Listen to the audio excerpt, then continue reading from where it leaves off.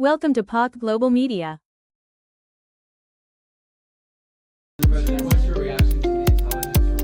U.S. President Donald Trump on Wednesday called the U.S. bombardment of Iranian nuclear sites a virtual obliteration. According to Associated Press speaking to reporters in The Hague during a meeting with NATO Secretary-General Mark Rutte, Trump rejected reports that the U.S. attack caused little damage to Iran. He also said he believed Iran did not have enough time to secure the sites ahead of the U.S. attack to be able to continue enriching uranium. "I believe they didn't have a chance to get anything out because we acted fast," said Trump. The U.S. president also called the attack a tremendous victory for everybody, including Iran. Trump was speaking alongside Pete Hegseth, U.S. Secretary of Defense, and Marco Rubio, U.S. Secretary of State.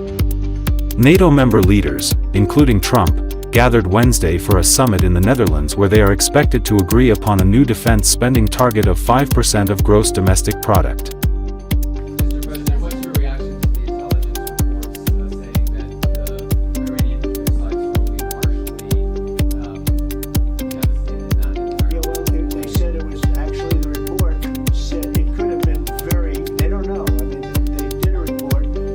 I could have Pete talk to it because his department did the report. They really don't know. I think Israel's going to be telling us very soon because Bibi is going to have people involved in that whole situation. We hear it was obliteration. It was a virtual obliteration. When you take a look at the ground above, don't forget the flame is all underground. But everything above, if you look at the before and the after picture, everything above is burned black. The trees, everything. There's one building, but that's a building that sunk substantially into the granite, so that the fire goes right over it. I believe it was total obliteration.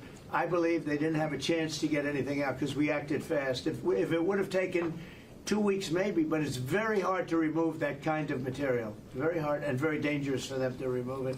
Plus, they knew we were coming, and if they know we're coming, they're not going to be down there. What is your response to the Iranian foreign minister continuing to say Iran will enrich uranium and pursue nuclear weapons? Well, I don't know if they've said that, but I'll tell you, the last thing they want to do is enrich anything right now. They want to recover. And we won't let that happen, number one. Militarily, we won't. I think we'll end up having somewhat of a relationship with Iran. I see it. Look, I've had a relationship over the last 4 days. They agreed to the ceasefire. And it was a very equal agreement. They both said, that's enough. They both said it. But no, they won't do that. The last thing they want to do, Katie, is enrich. They're not looking to. They're not. Can you imagine after all of that, they're going to say, "Oh, let's go and do a bomb." There could be a day in the future, and then somebody else taking our place will be saying, "Don't do it," and maybe they won't do it as well. I don't know, but they're not going to have a bomb, and they're not going to enrich. And we believe all of the stuff is down there. We don't think they had nearly the time because to get that out is a very difficult thing. It's not like moving a package or taking this carpet up and moving it. It's very difficult. It's very dangerous to do. We believe it's all down there. We had a tremendous victory, a tremendous hit, and because of that, I don't think they would have been down there because they knew we were coming. When they know we're coming, they're not going to be down to that 30 stories underground. So. No, I think it was just a tremendous victory for everybody, including Iran. Look, they've got a country, and they've got oil, and they're very smart people, and they can come back. Israel got hit very hard, especially the last couple of days. Israel was hit really hard. Those ballistic missiles, boy, they took out a lot of buildings, and they've been great. Bibi Netanyahu should be very proud of himself, and they've really been great. But they're not going to be building bombs for a long time. U.S. President Donald Trump claimed a ceasefire between Iran and Israel was, in effect, on Tuesday, after expressing deep frustration with both sides and accusing them of violating the agreement he brokered. According to Associated Press, Israel earlier accused Iran of launching missiles into its airspace after the truce was supposed to take effect. The Iranian military denied firing on Israel, state media reported. Israeli Prime Minister Benjamin Netanyahu's office said he held off on tougher strike against Iran after speaking to Trump. Netanyahu said Israel agreed to a bilateral ceasefire with Iran, in coordination with Trump, after the country achieved all of its war goals, including removing the threat of Iran's nuclear and ballistic missile programs. It's unclear what role Ayatollah Ali Khamenei, Iran's leader, played in the talks. He said earlier on social media that he would not surrender. Trump said Tuesday that he wasn't seeking regime change in Iran, 2 days after floating the idea himself in a social media post. Damage assessments are still underway.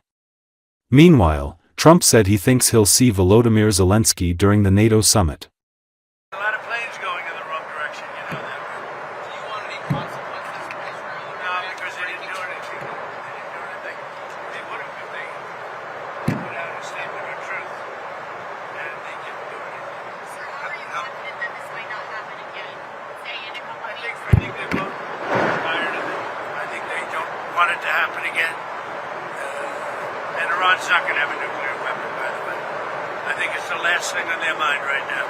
Mr. President, did Iran make any commitments yesterday about uranium enrichment?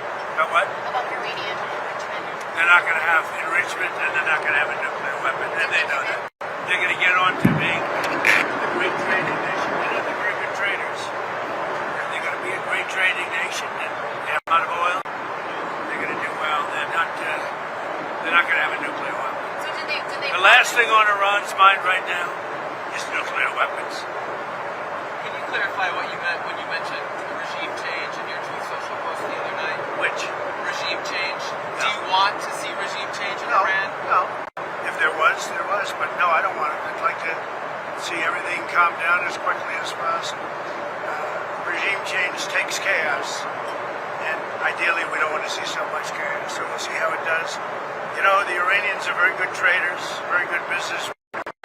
And they got a lot of oil. They should be fine. They should be able to rebuild and do a good job. They're never going to have nuclear, but other than that, they should do a great job. Now we're going to NATO, and we'll get a new set of problems. And we'll solve a new set of problems. Do you think you'll be with Zelensky when you're there? Yeah, probably. I'll say, yeah. What would you say to him? I'll say, how you doing? He's in a tough situation. Should have never been there. Sir, you said a couple days ago that you didn't think the U.S. should have to agree to the 5% increase in GDP. Yeah, no, I don't think so. No.